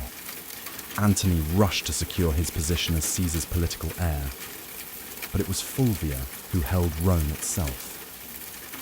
While Antony formed the second triumvirate with Octavian and Lepidus, Fulvia acted as his representative in the capital, managing patronage networks, coordinating with street gangs, and ensuring Antony's supporters remained mobilized. She even helped arrange Antony's official reconciliation with Octavian by marrying her daughter Clodia to him, an alliance that would later implode. In public, Fulvia appeared not just as Antony's wife, but as his proxy. Roman coins were minted, bearing both Antony's image and her name, an unprecedented acknowledgement of her status. She wasn't hidden in the shadows of power. She stood in its full glare. But power in Rome was always borrowed, and Fulvia was about to test the limits of how far a woman could go before Rome snapped back. While Mark Antony pursued military campaigns and political deals across the Roman world, it was Fulvia who controlled the streets of Rome. She wasn't just his wife, she was his regent in all but name, in a period where violence, bribery, and raw influence kept order. Fulvia proved she could play the game as well as, if not better than, any man in the Senate. Rome, in the aftermath of Caesar's assassination, was a battlefield without swords. Power had become a moving target. Fulvia understood this, and she anchored Antony's authority in the capital by becoming his political substitute. She directed allies, dealt with the urban plebs, negotiated with factions, and, most daringly, waged war with words and silver. She financed loyal troops, offered bribes to keep public order, and ensured that any legislation passed favoured Antony's future. Some ancient sources, especially hostile ones like Appian and Dio Cassius, paint Fulvia as manipulative, shrewish, and even warmongering. But beneath the misogynistic exaggeration lies a woman actively doing politics. In a world that had no protocol for a woman doing anything beyond weaving and mourning, Fulvia was building coalitions, backing military commanders, and even issuing decrees, functions normally reserved for senators and consuls. She also made public appearances and maintained strong relationships with veteran soldiers, a politically vital demographic in the power struggles of the late Republic. While Antony was campaigning in the East, Fulvia was often the face of his authority in Italy, meeting with centurions, influencing decisions about land distribution, and reminding the soldiers that their loyalty to Antony came with rewards. But this accumulation of power came at a cost. Roman aristocrats, particularly the faction aligned with Octavian, Caesar's heir, and Antony's increasingly bitter rival, resented Fulvia's influence. They viewed her as a meddling woman with too much sway over legions, laws, and loyalties. Her ability to act without male guardianship was not just threatening, it was unprecedented. Fulvia wasn't naive. She knew the tension between Antony and Octavian was growing. She could see that their alliance was cracking, and she understood something that neither man seemed to fully grasp yet. The Republic wasn't big enough for both of them, so Fulvia began preparing for the next phase, not diplomacy, but confrontation. She had stood behind power long enough. Now she was ready to take it into her own hands. In 41 BCE, Fulvia did the unthinkable. She went to war against Octavian, the future Augustus, and she didn't do it quietly. With her husband Mark Antony still stationed in the east, Fulvia and Lucius Antonius, Antony's younger brother and a consul, took it upon themselves to challenge Octavian's authority in Italy. The cause. Ostensibly, it was to defend Antony's interests and protect the land rights of Roman veterans loyal to him. But underneath it all, Fulvia's fingerprints were everywhere. This was not just politics. This was a military rebellion led by a Roman woman. The first and only time in Roman history that a woman would actively provoke and organize a civil war. The conflict, known as the Parucine War, was triggered by Octavian's controversial land redistribution program, which displaced many Italians to reward his soldiers. Fulvia seized on the growing discontent, portraying Octavian as a tyrant and traitor to Caesar's legacy. With Lucius acting as her frontman in the Senate and Fulvia organizing behind the scenes, they raised 8 legions and seized the city of Perugia, modern-day Perugia. Make no mistake, this was Fulvia's war. Ancient sources suggest she was more invested in the conflict than Lucius himself. She rallied troops, stirred the public, and even corresponded with generals. Rome buzzed with rumors of her commanding legions, issuing orders and forcing Lucius into confrontations he didn't want. Octavian, though surprised, acted quickly. He besieged Perugia through the winter of 4140 BCE, cutting off supplies and hammering the city into submission. Fulvia, stuck between dwindling food and political betrayal, watched her bold gamble unravel. By early 4000 BCE, the city surrendered. Lucius Antonius was spared, likely as a gesture to avoid alienating Antony. But Fulvia was exiled. The woman who had once commanded riots, marriages, armies and public opinion was now deemed too dangerous for Roman soil. She was sent to Sicyon in Greece, where she hoped to reunite with Antony. But Antony didn't come running. The once powerful alliance between husband and wife had eroded in the fog of war and distance. Fulvia had acted in his name, but perhaps without his blessing. She had dared to do what no Roman woman had before, wage a civil war. And now the Republic had made her pay the price. Banished from Rome, Fulvia landed in Sicyon, a city in Greece that had become a kind of diplomatic purgatory for failed power players. She'd gone to war, not for personal gain, but in her husband's name. She believed she was defending Mark Antony's interests, his honor, and perhaps their shared vision of Rome. But what awaited her in exile wasn't a hero's welcome. It was silence. Fulvia had risked everything: her status, her alliances, her life. And yet Antony did not immediately rush to meet her. In fact, by the time Fulvia arrived in Greece, Antony was already entangled with Cleopatra in Egypt. Whether their romantic relationship had begun or was merely brewing, the symbolism was crushing. While Fulvia was raising legions, Antony was raising goblets at banquets beside a queen. The betrayal cut deep, not just personally, but politically. Fulvia had fought a war to protect Antony's power in Italy, and in response he let her hang out to dry. Some ancient historians, especially Plutarch, suggest that Antony was furious with her for launching the Parucine War without his direct approval. Others argue he welcomed her downfall. It cleared the way, for a marriage alliance with Octavian, something Fulvia would have never tolerated. Still, Fulvia wasn't entirely without supporters. Some of Antony's troops, fiercely loyal to her, urged reconciliation. But her health had begun to fail after enduring siege, exile, and betrayal. Fulvia died in Sicyon in 40 BCE, possibly from illness, stress, or heartbreak, or all three. She was around 43 years old. Her death provided Antony with a clean political exit. He met with Octavian shortly afterward and agreed to marry Octavian's sister, Octavia, as part of a renewed peace treaty.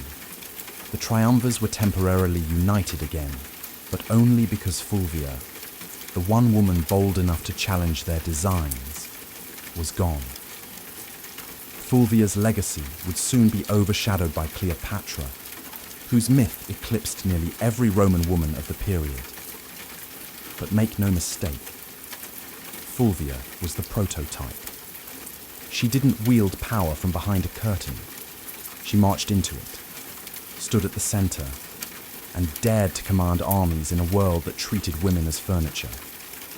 Rome didn't know what to do with her, so it erased her. But the ashes of her rebellion would linger, and her story was far from ordinary.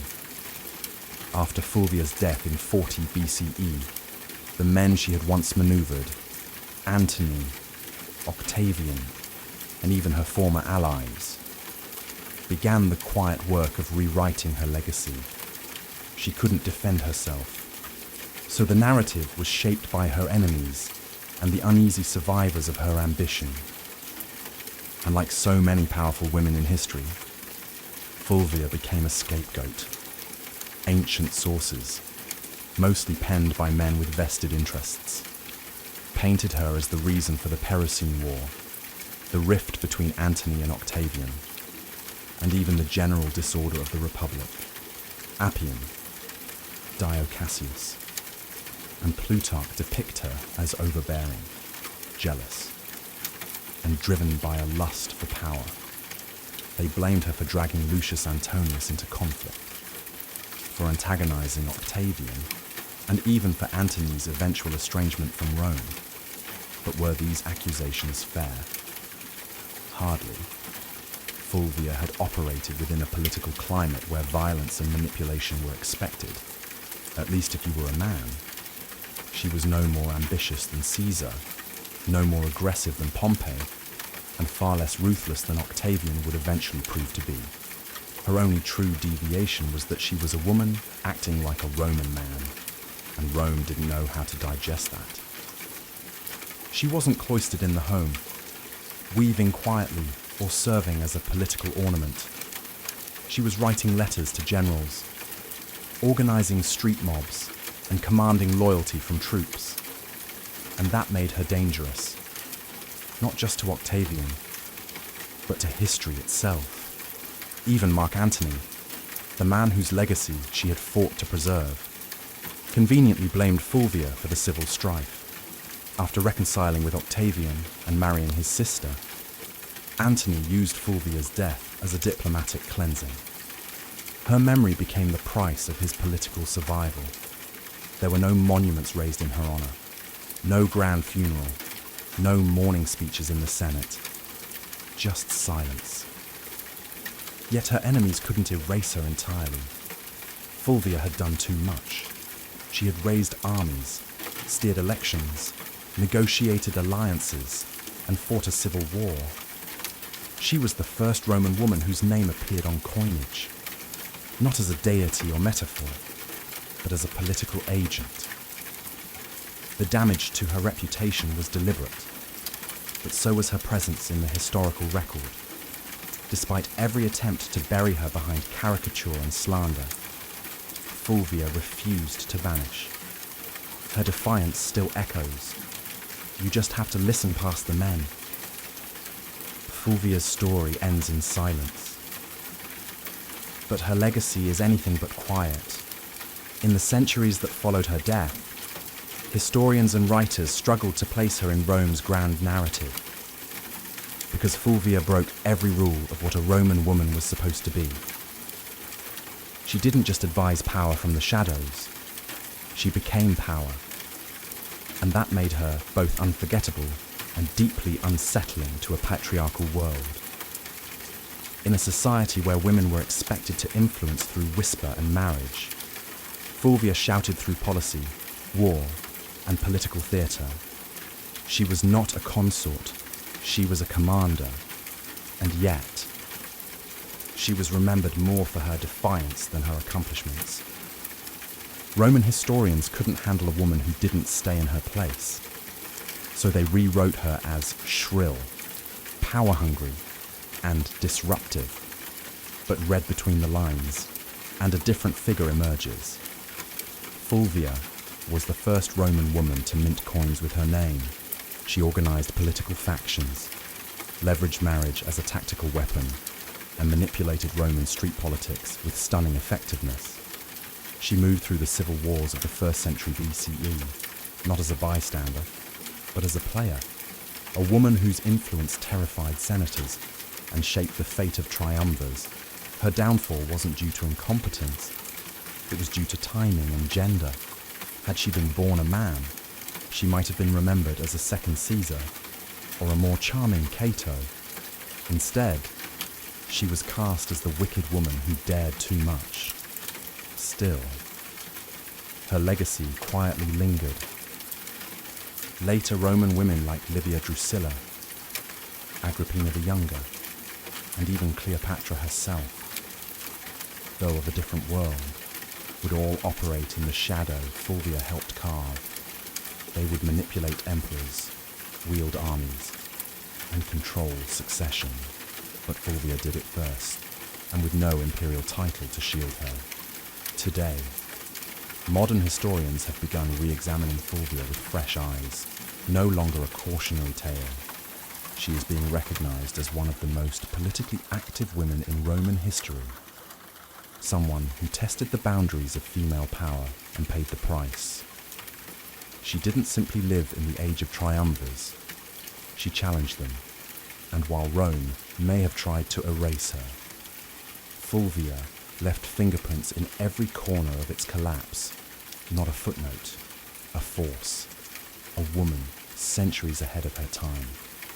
By the summer of 1963, the United States was a country teetering between two worlds, one rooted in centuries-old systems of oppression, and another aching to breathe free.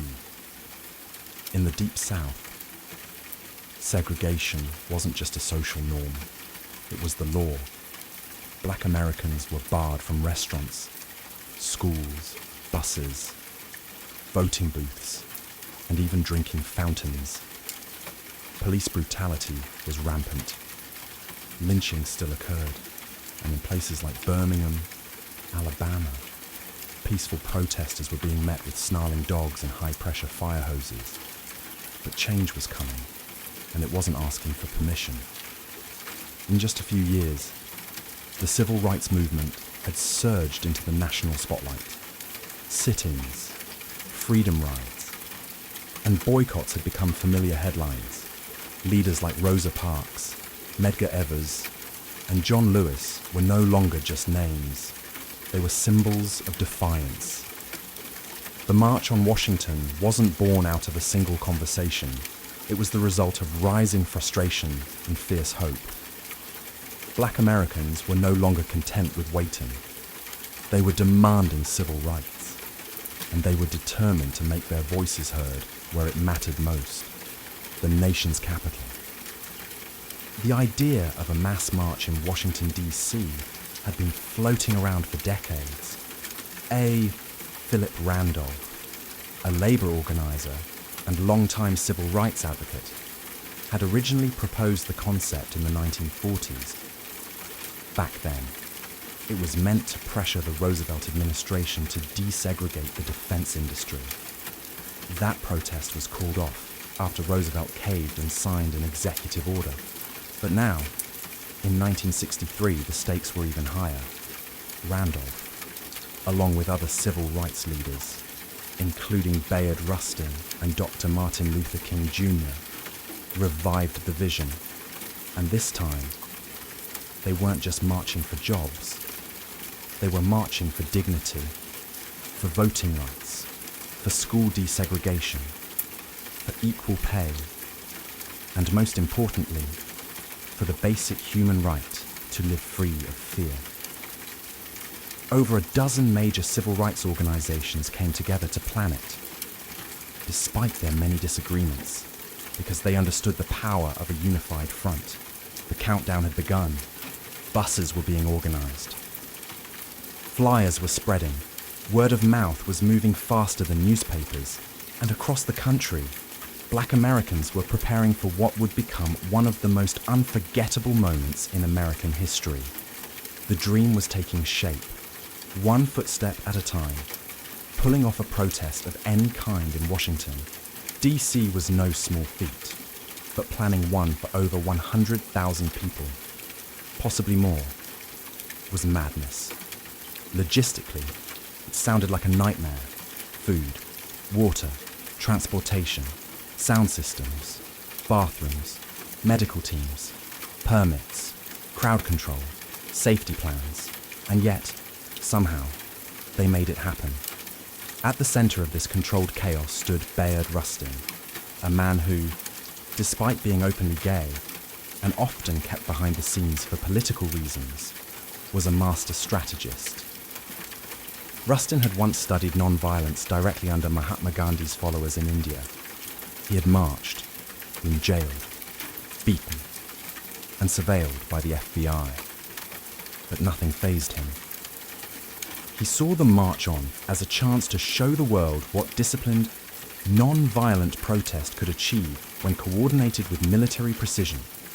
In just 8 weeks, Rustin and his team transformed the idea into a reality.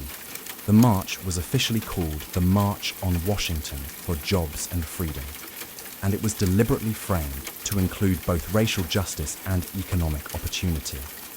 That dual message was no accident, while Dr. King would later become the spiritual symbol of the day. It was Randolph and Rustin who made sure the demands were just as much about unemployment, minimum wage, and workers' rights as they were about civil rights. Meanwhile, tensions simmered beneath the surface. President John F. Kennedy and his administration were nervous, deeply nervous. They feared riots, backlash, or worse, bloodshed. Civil rights leaders assured them the protests would be peaceful. Still, the National Guard was on standby. Hospitals in D.C. were put on alert, and liquor sales were banned for the day. Federal workers were even told they could stay home. And then there was the question of unity. The big 6 civil rights organizations, NAACP, CORE, SNCC, SCLC, National Urban League, and Randolph's Brotherhood of Sleeping Car Porters, often clashed over tactics. Some wanted more radical action, others more diplomacy. SNCC's young firebrands were growing impatient with King's non-violent approach, but they all agreed on this. The time for silence had passed. Rustin's plan read like a military operation. Every bus and train was tracked. Every speaker was timed to the minute. Every route had marshals trained in crowd control. They weren't just planning a march, they were orchestrating a moment that would shake the conscience of a nation. August 28th, 1963. A sweltering Wednesday in Washington, D.C. The sun was already hot by 9 a.m., and the humidity clung to the skin like a second shirt, but it didn't stop them. From every corner of the country, they came, black, white, young, old, students, clergy, factory workers, and celebrities. Some wore their Sunday best. Others clutched protest signs. They came by bus, train, carpool, and even foot. Over 250,000 people in total, converging on the National Mall like a rising tide of hope. And yet, there was no chaos. Despite the government's fear of riots and unrest, the scene was astonishingly calm. Volunteers directed foot traffic. The Red Cross handed out water. Groups sang freedom songs, held hands, and cheered as new marchers arrived. You could hear gospel choirs near the reflecting pool, and chants of jobs and freedom echoing off the marble columns of the Lincoln Memorial. Celebrities joined in too. Harry Belafonte, Sidney Poitier, Paul Newman, Marlon Brando, Joan Baez, Bob Dylan. But no one was there for autographs. They were there to witness history and lend their voices to a cause bigger than any one person. The crowd was orderly but energized. There was no pushing, no looting, no violence. Instead, there was a shared understanding that this wasn't just a protest. It was a sacred moment. For many Black Americans, just standing on the mall felt like a quiet act of revolution. To be seen, to be counted, to say, we are here, in front of the same Lincoln Memorial where the great emancipator sat in stone. It was a full circle moment, generations in the making. At exactly noon, the official program began. Leaders took the stage one by one, each representing different organizations, ideologies and regions, but united in message. Speakers demanded equal pay, desegregated schools, a living wage, and an end to police brutality. Mahalia Jackson sang. Marian Anderson, who had once been banned from singing at Constitution Hall because of her race, now sang for thousands beneath the open sky. As the hours passed, the tension grew, not from unrest, but from anticipation. The man everyone was waiting for had not yet spoken, and when he did, the world would stop. Listen and remember. The march wasn't just making history, it was becoming legend, minute by minute. By mid-afternoon, the crowd had grown quiet, not because they were tired, but because they knew what was coming. Standing in the shade of the Lincoln Memorial, Dr. Martin Luther King Jr. approached the podium. He wore a dark suit, a neatly tied tie, and an expression of deep calm that barely concealed the fire building inside him. He carried prepared remarks, typed and written collaboratively with his advisors the night before. But what the world would remember wasn't what had been typed. It was what came from his heart. He began with measured intensity, outlining the grim realities of segregation, police violence, and broken promises.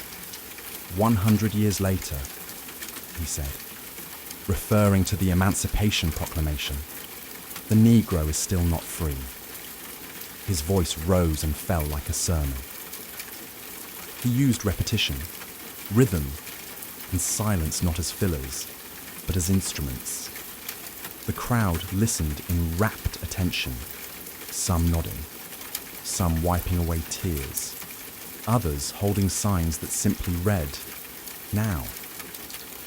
But it was what happened next that changed the tone of the entire event, and arguably the trajectory of the civil rights movement itself. Standing just behind King was gospel legend Mahalia Jackson, who had sung earlier that day.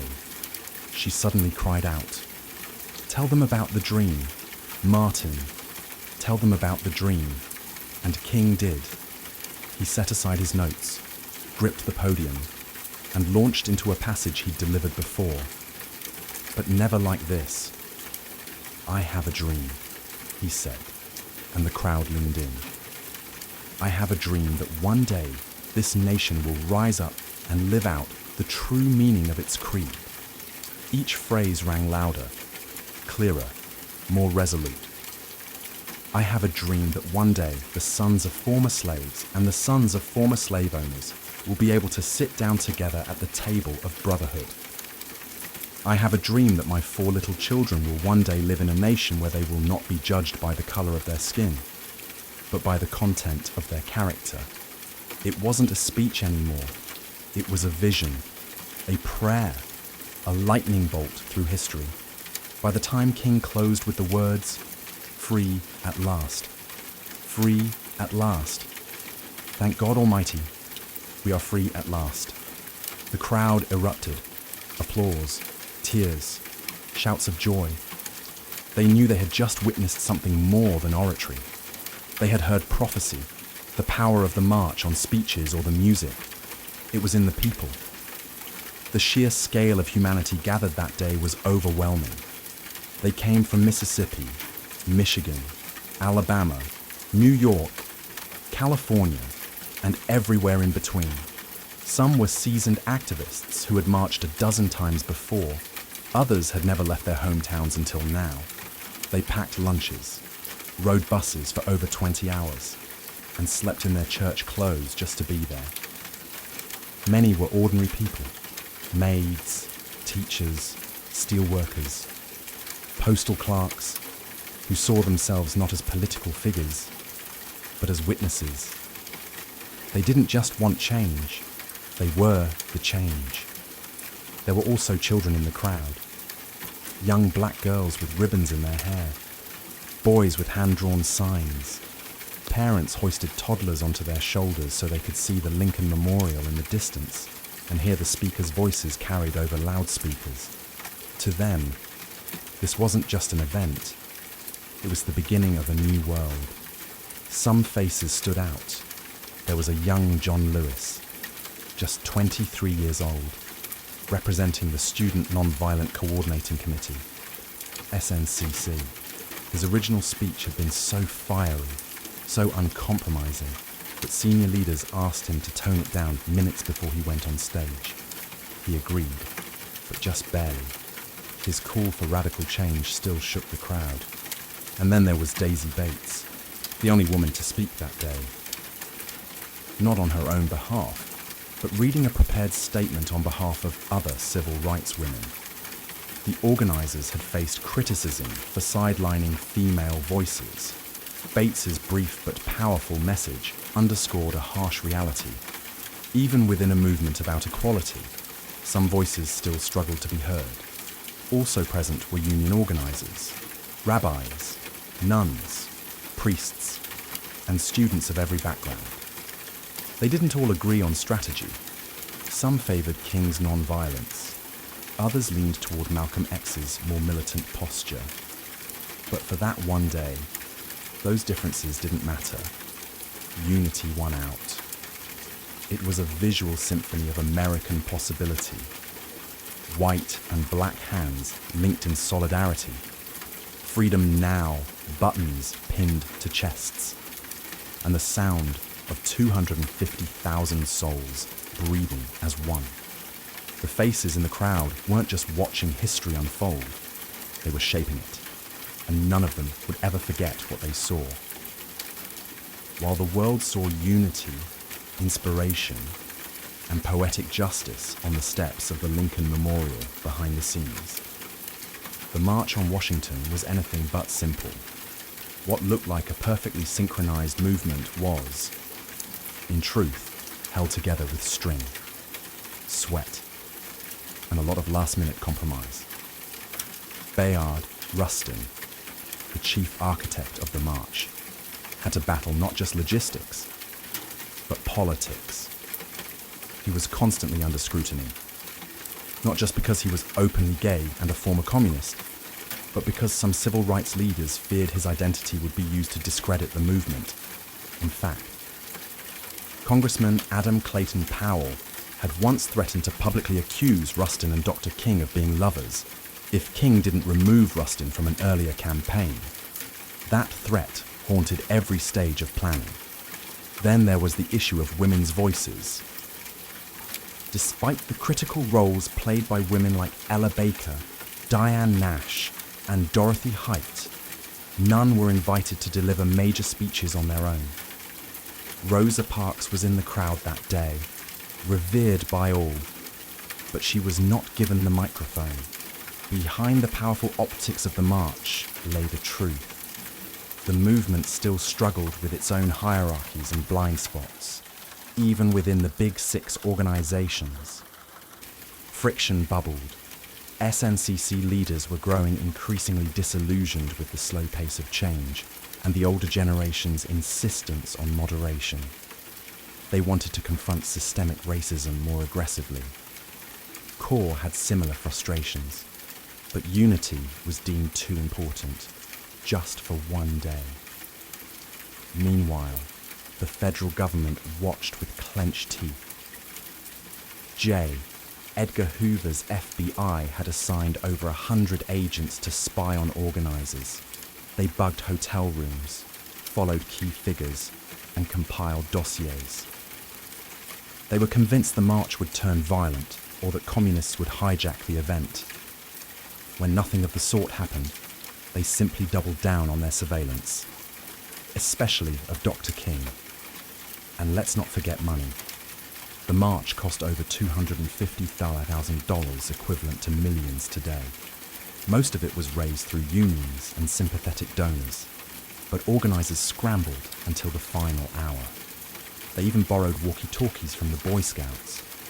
The March on Washington was historic, yes, but it was also deeply human, imperfect, messy, political, and unfinished, just like the country it sought to heal. The sun began to dip behind the Washington Monument as the crowd slowly dispersed. People hugged, cried, sang, and lingered as long as they could, reluctant to leave what felt like sacred ground. But the march was over. The speeches had been delivered. The signs had been raised high. The world had watched. And now the question hung heavy in the humid August air. What happens next? In the immediate days that followed, the media reaction was cautiously positive. Major newspapers acknowledged the historic nature of the event, though often with a tone of detached curiosity. Some called it orderly and dignified, which was code for no one rioted. Few outlets gave much space to the specific demands of the march, like the call for a federal jobs program or a 2 minimum wage, equivalent to around $20 today. But everyone covered Dr. King's speech. That, at least, could not be ignored. President John F. Kennedy, who had initially opposed the idea of the march, watched it unfold on television with growing admiration and, perhaps, surprise. He called the event impressive and met with civil rights leaders at the White House immediately afterward. But legislative movement remained slow. His proposed Civil Rights Act was still stalled in Congress, caught in the claws of Southern opposition. Some activists were disappointed. They had hoped the march would result in immediate action. Instead, it was back to the grind, organizing, marching, resisting, and mourning those who paid the price for justice. Just weeks later, that reality hit hard. On September 15th, 1963, 4 black girls were killed in the 16th Street Baptist Church bombing in Birmingham. The dream had been voiced. Yes. But the nightmare wasn't over. Still, something had changed. The March on Washington marked a new phase in the civil rights movement. It proved that mass protest could be disciplined, powerful, and impossible to ignore. It brought together a coalition broader than ever before. Labor unions, faith leaders, celebrities, students, and working-class Americans, all in one place, united by justice. And most of all, it gave the movement a voice, a dream, a speech that would be quoted, studied, and echoed across the world. The march was over, but the road was just beginning, and that road would soon lead through blood, legislation, and transformation. The March on Washington didn't just rattle the conscience of America, it reshaped its moral landscape. What had begun as an audacious act of protest became a cornerstone of the civil rights movement's legacy, permanently altering how Americans understood justice, democracy, and the power of collective action. In legislative terms, the march didn't yield immediate victories, but it created momentum. Less than a year later, in July 1964, President Lyndon B. Johnson signed the Civil Rights Act into law. It outlawed segregation in public places and banned employment discrimination based on race, color, religion, sex, or national origin. And in 1965, the Voting Rights Act followed, striking at the very heart of Jim Crow laws. Would these bills have passed without the march? Possibly. But would they have had the same moral force, the same undeniable public pressure? Probably not. For Martin Luther King Jr., the speech that day propelled him into a new realm. He went from respected leader to global icon, but fame came with cost, surveillance, threats, and ultimately, assassination in 1968. The dream he spoke of on those steps would become more poignant, more tragic, and more revered with each passing year. For the broader movement, the march showed what unity could achieve. It gave organizers a blueprint for large-scale mobilization, and it inspired a generation of activists, both in the US and abroad. Anti-apartheid organizers in South Africa, student protesters in Europe, and future human rights leaders across the globe would cite the March on Washington as a model. But the legacy isn't just historical. The language of the march, the idea of jobs and freedom, the image of peaceful resistance, the echoes of I Have a Dream, still pulses through modern protest. From the Million Man March to Black Lives Matter rallies, echoes of 1963 reverberate with every chant and every cardboard sign. In Washington, D.C., King's Memorial now stands just across the tidal basin from the Lincoln Memorial. Visitors walk past his towering likeness carved in stone, with words from that August day etched into the granite. But the real memorial isn't in stone. It's in classrooms, voting booths, marches, and voices refusing to stay silent, because the dream wasn't meant to rest in history books. It was meant to be lived. And the legacy of that summer afternoon still dares us to do just that.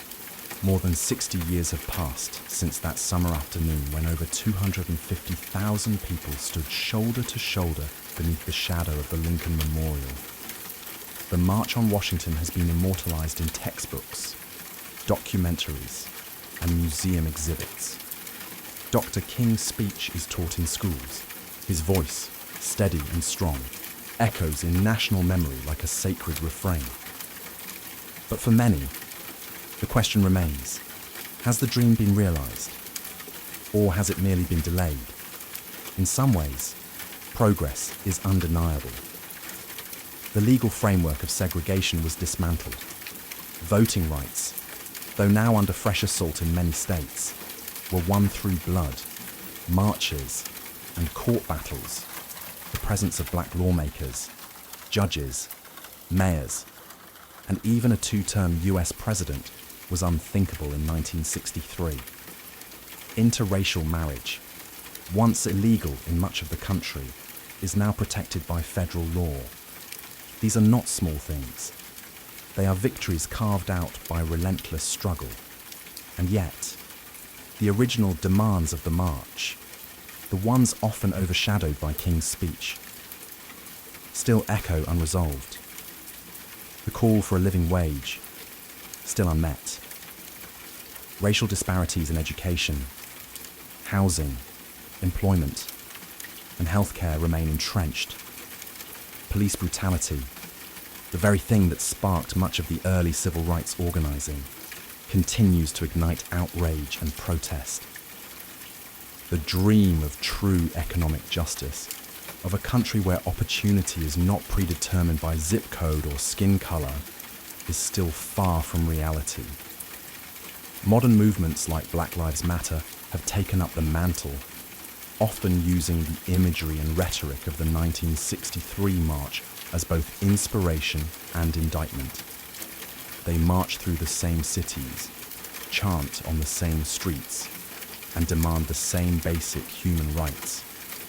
But they do so in a world transformed by social media, surveillance, and new forms of resistance. The March on Washington was never meant to be the conclusion. It was a flashpoint, a stake in the ground that said, this is who we are, and this is what we demand. It was a declaration, not a resolution. So the dream remains, battered, challenged, reinterpreted, but still alive. Whether it is deferred, distorted, or one day fulfilled, depends not on the past, but on us. On the choices we make, the injustices we confront, and the courage we summon to march, again and again, until the dream becomes a shared, lived reality